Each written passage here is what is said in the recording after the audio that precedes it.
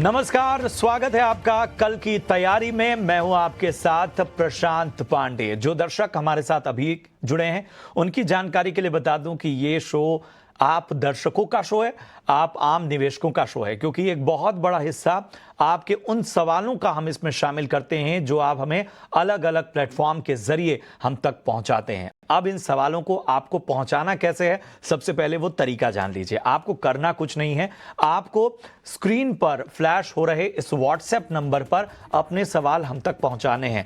आप जब भी अपने सवाल भेजिए, अपना और अपने शहर का नाम जरूर लिखिए। यही नहीं, अगर आप सोशल मीडिया पर हैं, सोशल मीडिया पर एक्टिव हैं, तो फेसबुक, ट्विटर और इंस्टाग्राम पर भी आप अपने सवाल हम तक पहुंचा सकते हैं। हम वहां से भी सवालों को शामिल करेंगे। आप हमारे शो को अपने कामकाज के चक्कर में या अपने बिजी शेड्यूल में अगर आप नहीं देख पा रहे हैं तो आप यूट्यूब पर भी इसे लाइव देख सकते हैं। आपको यहां पर भी अपने सवाल अगर आप कमेंट बॉक्स में, यानी यूट्यूब के कमेंट बॉक्स में अगर आप भेज रहे हैं तो उन सवालों को भी हम अपने शो में शामिल करते हैं। तो ये वो तरीके हैं जिसके जरिए आप अपने सवाल हम तक पहुंचा सकते हैं। लेकिन सबसे पहले जरा आज के बाजार को देखते हैं। शानदार रिकवरी कहेंगे निचले स्तरों से। ये रिकवरी बाजार में जो आई उसने बाजार का पूरा माहौल ही एक तरह से बदलकर रख दिया। निफ्टी जो था वो नीचे से 75 अंक सुधरने के बाद 19,400 के, माफ कीजिएगा 90 अंक करीब करीब यहां पर सुधार नजर आया और यहां पर एक बेहतर संकेत नजर आए। वहीं निफ्टी बैंक में भी 450 अंकों का सुधार देखने को मिला और यहां पर भी अच्छे संकेत नजर आए। अब इस पूरे बाजार में अगर हम देखें तो अलग अलग सेक्टर में अगर हम बात करें तो निफ्टी फार्मा से आज बहुत अच्छे संकेत साफ तौर पर नजर आए और यही वजह थी कि एक अलग तरह से जो ऑयल मार्केटिंग कंपनियां हैं वहां पर भी बेहतर संकेत नजर आए। अब इस तेजी को लीड किया Sun Pharma, BPCL, NTPC, doctor Reddy's, IndusInd bank, Cipla. जैसा मैंने कहा कि फार्मा स्टॉक्स का जो वेटेज था वो आज बाजार में साफ तौर पर नजर आया।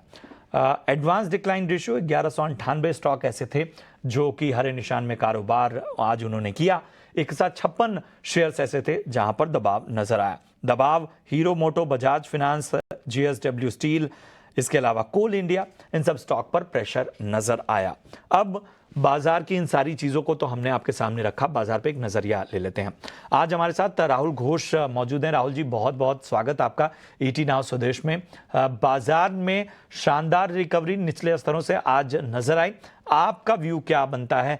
आप बाजार को अब आगे के लिए यानी कल के लिए किस तरह देखते हैं?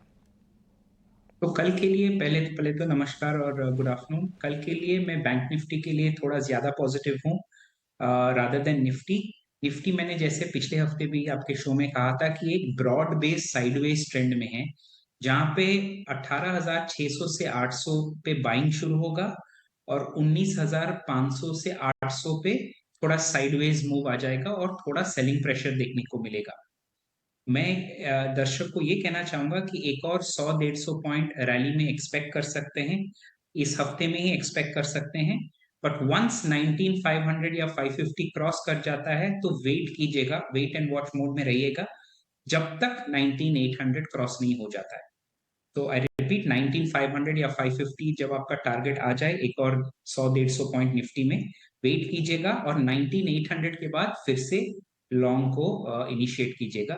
ये हमारा व्यू रहेगा। बैंक निफ्टी एक ज्यादा पॉजिटिव इंडेक्स हम एक्सपेक्ट कर रहे होगा इस कंटिन्यूड वीक के लिए।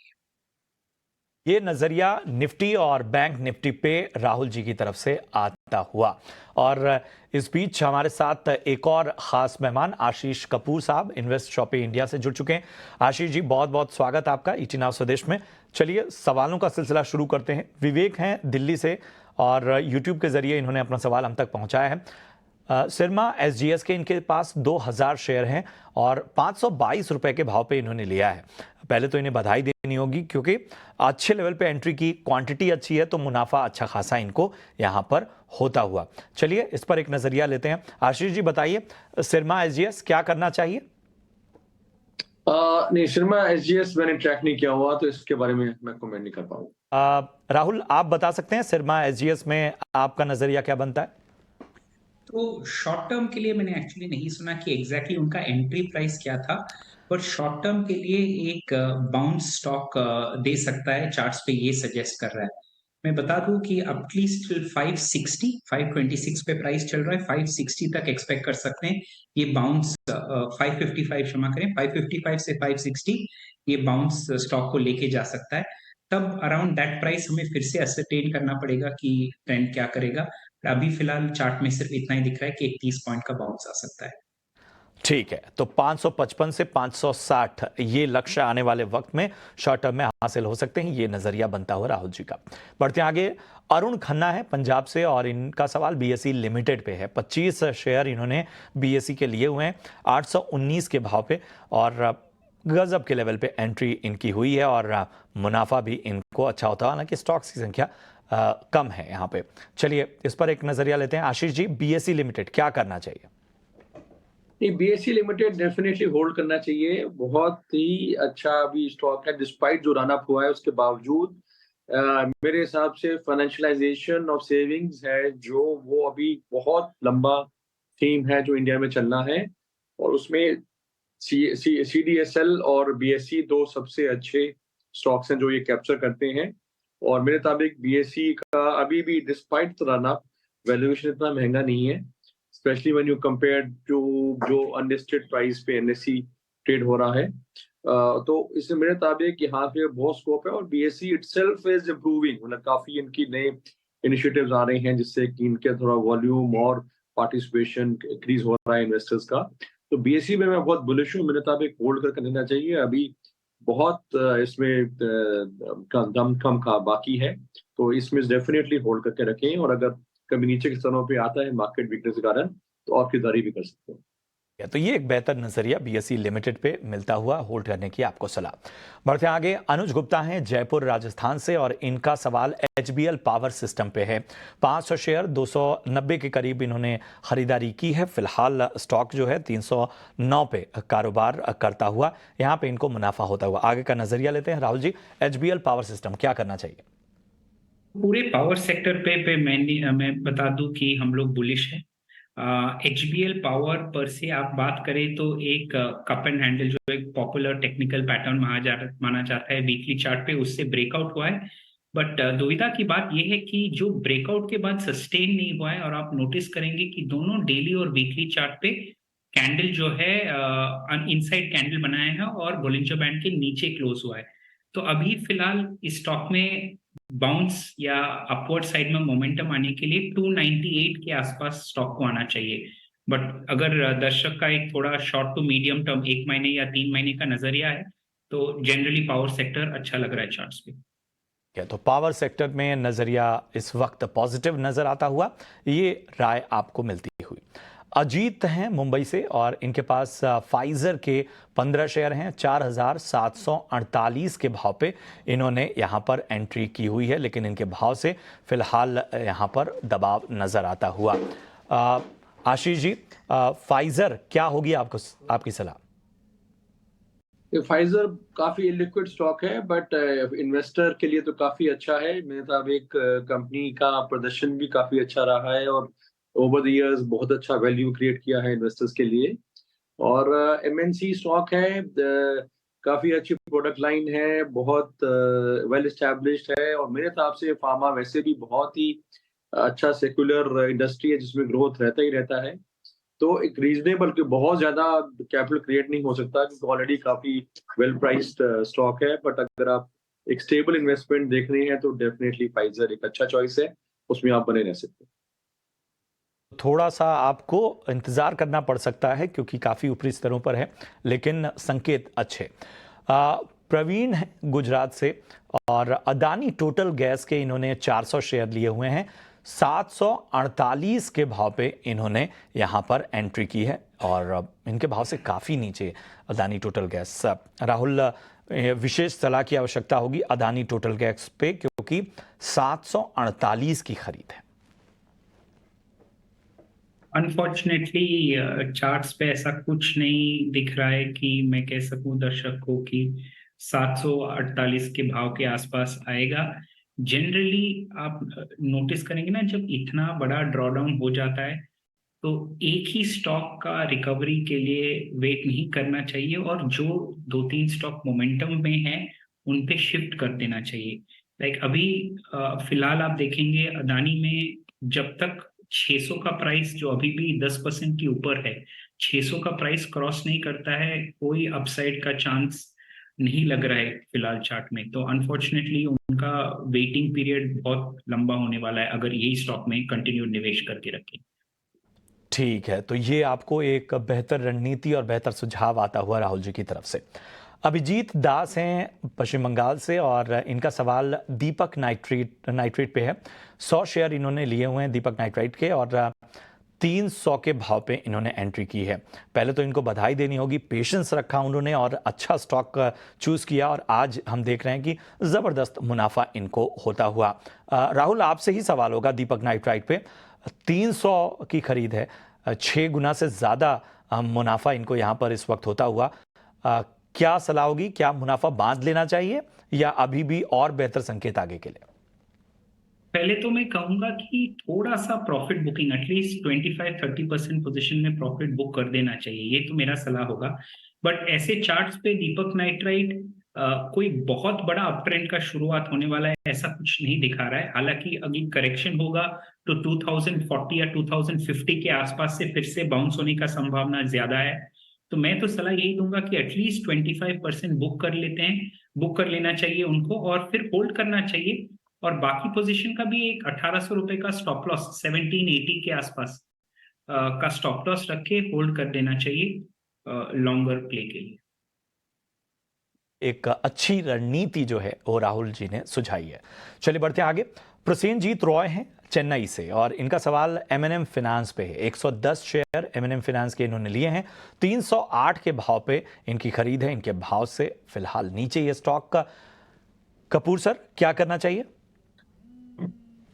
देखिए, बने रह सकते हैं। फाइनेंशियल सर्विसेज का जो आगे स्प्रेड है वो तो अच्छा ही होना है और M&M का काफी अच्छा बेस भी है रूरल सेक्टर में खास करके, और मेरे को नहीं लगता कोई खास इसमें चिंता का विषय है। ऑफ कोर्स इस सेक्टर में अगर आपने सबसे अच्छे जो स्टॉक्स हैं वो तो डेफिनेटली बजाज फाइनेंस है, उसका कोई दो राय नहीं है। और इसके बाद जो मेरे को स्टॉक बड़ा अच्छा लगता है वो है चोलामंडलम फाइनेंस। और अगर आपको कोई लंबी अवधि तक एक बहुत लीप ऑफ फेथ जिसे कहते हैं करना है तो फिर जियो फाइनेंशियल है। तो M&M डेफिनेटली टॉप पिक्स में नहीं है जहां तक फाइनेंशियल सर्विसेज का सवाल है, पर क्योंकि निवेशक ने ऑलरेडी निवेश किया हुआ है तो कोई हर्ज नहीं बने रहने में। पर डेफिनेटली अगर कभी प्रॉफिट आता है तो आपको यहाँ से निकल के प्रेफरेबली बजाज फाइनेंस या चोलामंडलम, या अगर आपका रिस्क रिटर्न प्रोफाइल परमिट करे तो जियो फाइनेंशियल, इन तीन में से किसी में जाना चाहिए। इन तीनों मेरे हिसाब से M&M फाइनेंस से बेटर है। तो ये आपको एक बेहतर सलाह मिलती हुई। बढ़ते हैं आगे। भास्कर भारद्वाज हैं हरियाणा से और इनका सवाल पॉलीप्लेक्स कॉरपोरेशन पे है। 200 शेयर पॉलीप्लेक्स के इन्होंने लिए हुए हैं और 1600 के भाव पे इन्होंने खरीदारी की है। बहुत तगड़ा नुकसान यहाँ पर पॉलीप्लेक्स कॉर्प में इनको होता हुआ। राहुल, क्या करना चाहिए पॉलीप्लेक्स कॉर्प में? तो पॉलीप्लेक्स की अगर बात करें तो चार्ट का स्ट्रक्चर बिल्कुल अच्छा नहीं लग रहा है। कॉन्स्टेंटली लोअर ट्रेंडिंग चैनल में है, constantly lower highs lower lows बना रहा है, हर सप्लाई जोन को रेस्पेक्ट कर रहा है। एक सपोर्ट था अराउंड 1090 के आसपास, वो भी रेस्पेक्ट नहीं किया। तो चार्ट तो अनफॉर्चुनेटली स्ट्रक्चर बिल्कुल अच्छा नहीं लग रहा है। कोई भी अपमूव की गुंजाइश हम तभी कर सकते हैं जब स्ट्रॉन्ग वॉल्यूम्स के साथ 1250 के ऊपर क्लोजिंग आ जाए, तब तक तो हर rally will get sold into. ठीक है, तो ये राय आपको पॉलीप्लेक्स पे मिलती हुई। हितेंद्र सेठ हैं मुंबई से और इनका सवाल गुडरिक ग्रुप पे है। 4000 शेयर इन्होंने गुडरिक ग्रुप के लिए हैं और 178 रुपए के भाव पे इन्होंने एंट्री की है और अच्छे लेवल पे एंट्री के बाद इनको मुनाफा होता हुआ। गुडरिक पे एक राय लेने की कोशिश करते हैं। आशीष सर, आप कवर करते हैं इस स्टॉक को, कोई नजरिया आपका? नहीं, इसको मैं कवर नहीं करता, मेरे में इसको इसके बाद मेरे को आइडिया नहीं। ठीक है, ठीक है, ठीक है।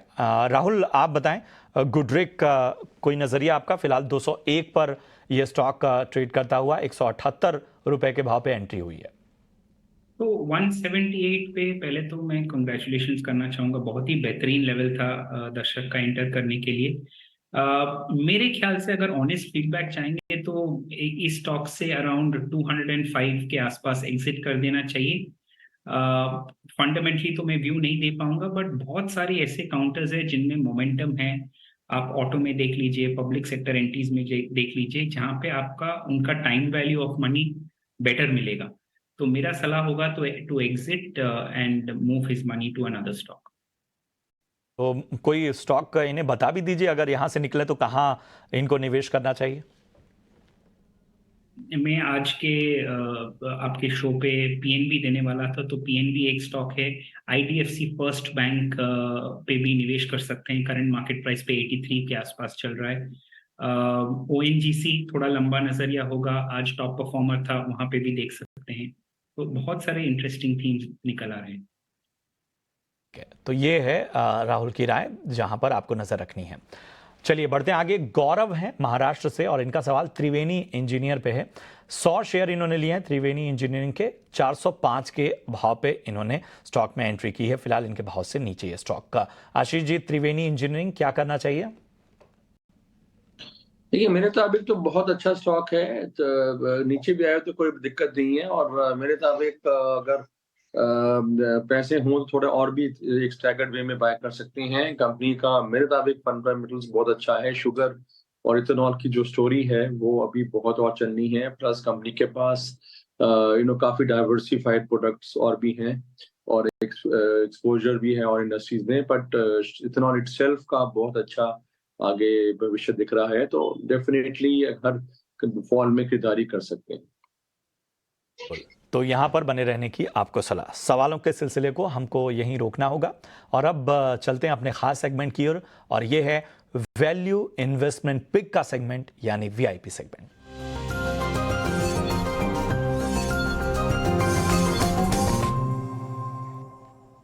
चलिए राहुल, आपका रुख करते हैं। हालांकि आपने पीएनबी के बारे में पहले ही जानकारी दे दी, फिर भी बताइए नजर आपकी कहाँ है? पीएनबी बहुत ही बेहतरीन लग रहा है चार्ट्स पे। एक अच्छा सा कंसोलिडेशन हुआ था, कंसोलिडेशन से वापस अभी up move, next leg of up move जिसको कहते हैं, उसके लिए शुरू हो रहा है। करंट मार्केट प्राइस जो 76 के आसपास, वहां पे लॉन्ग कर सकते हैं। स्टॉप लॉस 72.5 पे रखिएगा, और 80 और 84 दो नियर टर्म टारगेट्स हैं। बट थोड़ा अगर लंबा नजरिया है किसी का, तो ऑलमोस्ट 98 टू 100 तक भी होल्ड कर सकते हैं स्टॉक को। तो पीएनबी में लॉन्ग जाने की सजेशन होगा। ठीक है, तो ये है राय राहुल जी की। पीएनबी में आपको लक्ष्य भी बता दिया गया। बहुत लंबी अवधि अगर आप आगे और लक्ष्य देख रहे हैं तो 90 से ऊपर तक के भी लक्ष्य आपको हासिल यहां हो सकते हैं। आशीष जी, आप बताइए, आपकी राय क्या है? देखिए, मेरे मुताबिक एक तो मेटल सेक्टर काफी अच्छा करने की उम्मीद आ रही है, और उसमें नेशनल एल्यूमिनियम है, जो कि मेरे मुताबिक बहुत अच्छा वैल्यू पिक है। कंपनी का बहुत अच्छा प्रदर्शन रहा है। स्टॉक ने भी पिछले कुछ वक्त में काफी अच्छा परफॉर्म किया है, और मेरे मुताबिक इसमें एक 140 का टारगेट आप लेके चल सकते हैं, और मेरे मुताबिक साल डेढ़ साल में ये आना चाहिए आपका रेट। और इसमें मेरे मुताबिक रिस्क बहुत कम है, क्योंकि ऑलरेडी बहुत अच्छे वैल्यू पे मिल रहा है। डिविडेंड यील्ड भी अच्छा है, और कंपनी क्योंकि गवर्नमेंट प्रमोटेड है, तो कोई उसमें कोई और प्रोमोटर प्लेज या कोई ऐसा कुछ रिस्क भी नहीं है। और कंपनी के लगातार परफॉर्मेंस भी बहुत अच्छी इंप्रूव हो रही है। तो एक तो ये पिक है। दूसरा, HUL हिंदुस्तान यूनिलीवर को आप एक तरह से अब काफी देर से एक रेंज बाउंड रहा है, और रिटर्न रेशियोज इनकी इंप्रूव हो रहे हैं। Return on equity, return on assets, सब में बड़ी अच्छी बढ़ोतरी हो रही है। कंपनी का प्रोडक्ट प्रोफाइल भी बहुत इंप्रूव हुआ है, स्ट्रीमलाइन हुआ है, और इसमें क्योंकि काफी देर से रेंज बाउंड है, तो एक बहुत सेफ पिक है, जो कि 2700 के टारगेट, जो कि मेरे मुताबिक 6 महीने में आने चाहिए, तो वो आप एक HUL में भी खरीदारी कर सकते हैं। ठीक है, तो HUL और नैल्को यहां पर आपको अहम लेवल्स बता दिए गए आशीष जी की तरफ से। चलिए आशीष जी और राहुल, आप दोनों का बहुत बहुत शुक्रिया आज शो में जुड़ने के लिए, अहम सलाह के लिए। और कल जो है वो बाजार के लिए क्या अहम ट्रिगर होने वाले हैं, अब बारी है वो जानने की। बता रही हैं इसके बारे में वामाक्षी।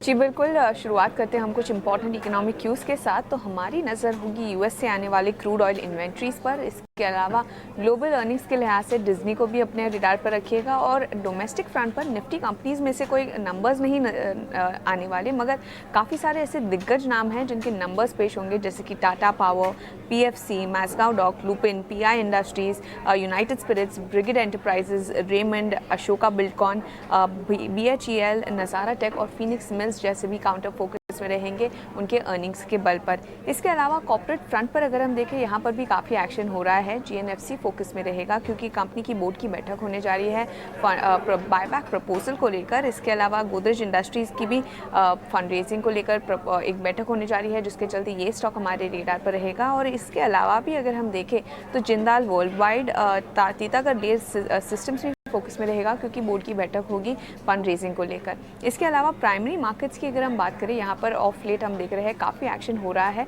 और इसमें से प्रोटीन ई गव टेक्नोलॉजीज़ पर हमारी नज़र होगी क्योंकि ये जो आईपीओ खुला था सब्सक्रिप्शन के लिए, वो अब कल बंद होने जा रहा है। तो लार्जली ये थे सारे इंपॉर्टेंट इवेंट्स जो आपके रेडार पर होने चाहिए कल के ट्रेडिंग सेशन के लिए। शुक्रिया वामाक्षी इस अहम जानकारी के लिए। और इसी के साथ कल की तैयारी में आज के लिए इतना ही। दीजिए इजाजत। आप देखते रहिए ईटी नाउ स्वदेश। नमस्कार।